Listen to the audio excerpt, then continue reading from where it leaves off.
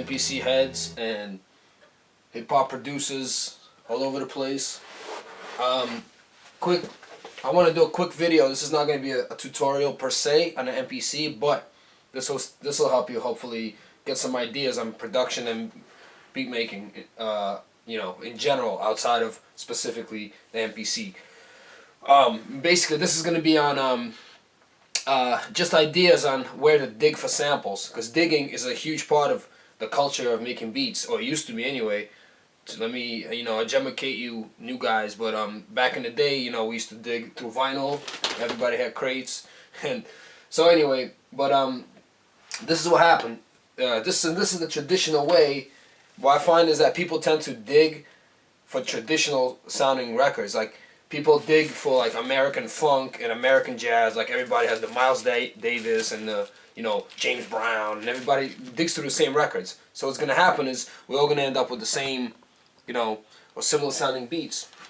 So through my years of digging, I always try to find, something different, like that's still like fits that vibe, that grimy, funky kind of what I'm going for, but it's unique. So basically, these are some ideas, and this is just to spark your imagination. But you could always build on that, or just use it as a guide or whatever. You could just ignore it altogether and say, "Fuck that dude. He don't know shit." Whatever. But I think this is useful. All right. So what I would suggest is try digging for foreign shit, because the same way that right now, if you hear like French hip hop, or like Spanish hip hop, or hip hop coming from Spain, or Hispanic countries, or whatever, even Japanese, Chinese, you'll hear a lot of dope shit, because they took the American, like the Wu-Tang and the Tribe Called Quest and all that stuff that came out in the 90s. They took all that and the Jay-Z, and they loved it, but they put their own spin on it. So they came out with hip hop, but it had the Japanese or the Mexican or the French or the Russian. They put their own funk to it, right? So so the same way that happened, back in the day, the records we were sampling, like for example, or better yet, the records that were coming out, like James Brown and like all those genres that we sample, like jazz, funk, rock, all kinds of psychedelic shit, even classical, soul, R&B, all that music that was coming out in the States that we tend to dig for, other countries were listening to that shit, and they were coming out, and they had artists that were coming out with their own funk. Like, I find there's a lot of dope Chinese pop music from the 70s and the 80s, particularly from the 80s, that has a lot of dope grooves to it. So, I would recommend digging for foreign, specifically, like, I find Indonesian records are dope for making boom bap, like Indonesian records from the 70s, 60s, 70s, 80s.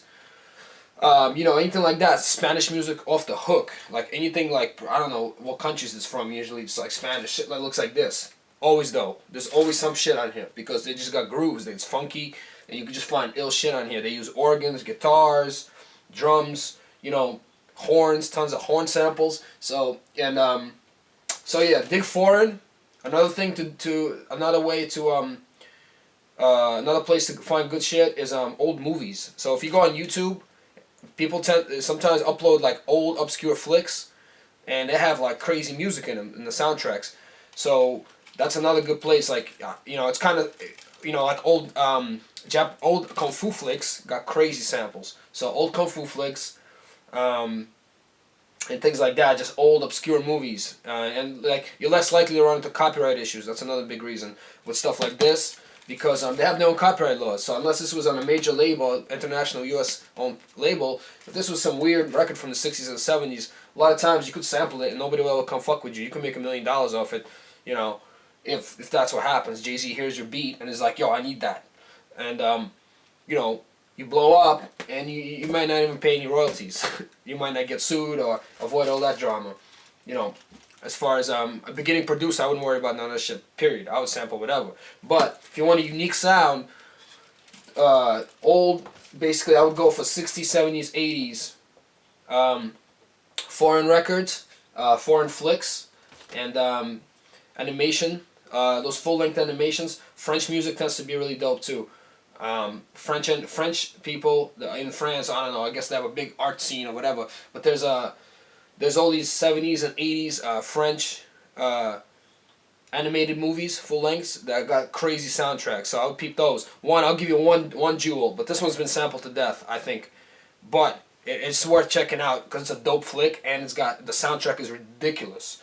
So, and that would be Fantastic Planet. So look that up on YouTube right now. As soon as you're done with this video, look up Fantastic Planet on YouTube and just watch it, and you'll see, like, you'll hear crazy shit. But the thing is, it's been sampled a bunch of times. Everybody knows about that one. But it's a dope movie, and it'll just give you ideas of what's out there, shit that you never even heard of. And there's tons of it. So, you know, basically, yeah, man, like, I think that's pretty much it. Yeah, so basically my criteria for digging for sounds, if I want to find something original or unique, is it has to be at least 20 years old, preferably 30.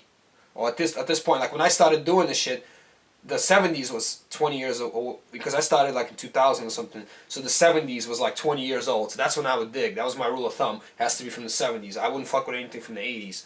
Now you can fuck with shit from the 80s because you know, 16 years later. So now the 80s to me is far enough away that, you know, it's kind of been forgotten, and it's time to like resurrect some of those sounds, and I feel okay about that.